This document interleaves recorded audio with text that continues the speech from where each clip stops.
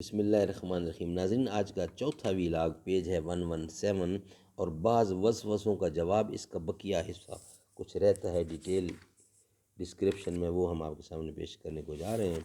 ناظرین، اردو زبان میں سرور عالم صلی اللہ علیہ وآلہ وسلم کی سیرت پر جامع ترین کتاب سیرت النبی صلی اللہ علیہ وآلہ وسلم۔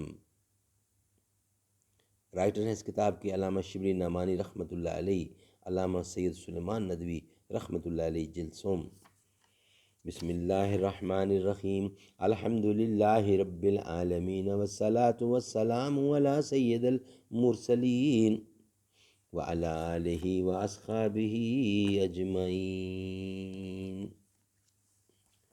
خودی کا نشہ چڑھا آپ میں رہا نہ گیا، خدا بنے تھے یگانہ مگر بنا نہ گیا۔ ہمیں کم بخت احساس خودی اس در پہ لے بیٹھا، ہم اٹھ جاتے تو وہ پردہ بھی اٹھ جاتا جو حائل تھا۔ متکلین اسلام کے ہاں سحر و معجزہ کی بحث ایک مستقل مسئلہ ہے، لیکن ان میں بھی اہل تحقیق کا مسلک یہی ہے کہ دونوں میں کوئی نوعی فرق نہیں۔ بعض کے نزدیک تو محض استعمال کا فرق ہے۔ بعض انبیاء اور اولیاء اپنے نفس کی قوت موجز نمائی کو مقاصد خیر کے لیے استعمال کرتے ہیں، اور سحر مقاصد شر کے لیے۔ سفینۃ الراغب مولانا حمید الدین فراہی، جن سے بڑھ کر موجودہ دنیا اسلام میں شاید ہی کسی کو فہم قرآن کی سعادت حاصل ہو، وہ بھی لا یفلح الصارحون سے یہی نتیجہ اخذ کرتے ہیں کہ معجزہ اور سحر میں صرف یہ فرق ہے کہ سحر فلاح یاب نہیں ہوتا، یعنی وہ اپنی قوت سحر کو خود اپنے یا دوسروں کے لیے فلاح و خیر کے اغراض میں استعمال نہیں کرتا، بلکہ علی العموم جادوگروں کی اخلاقی حالت نہایت پست ہوتی ہے۔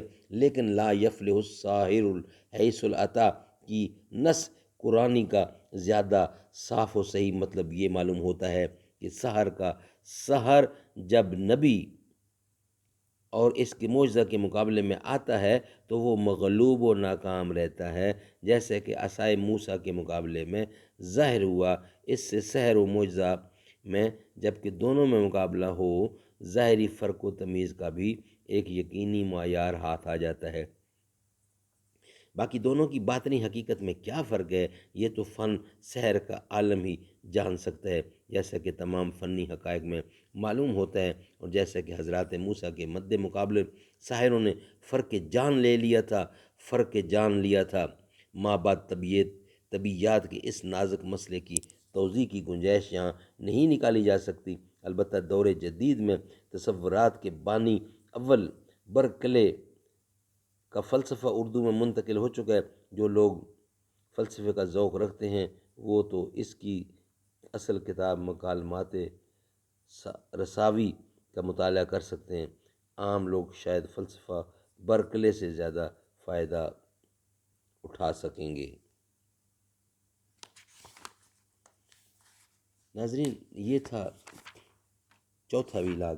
انشاءاللہ پانچواں ویلاگ جو ہے اس پر اختتام ہوگا اس چیپٹر کا۔ آج کے چاروں ویلاگ ہمارے کمپلیٹ ہوئے، پانچویں ویلاگ سے انشاءاللہ آپ سے ملاقات ہوگی۔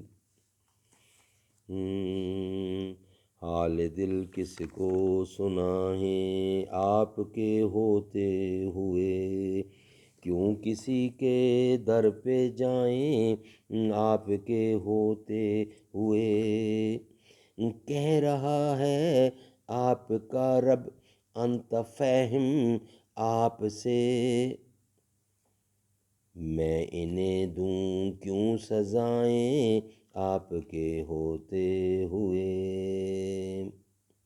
یہ تو ہو سکتا نہیں ہے، یہ بات ممکن ہی نہیں، میرے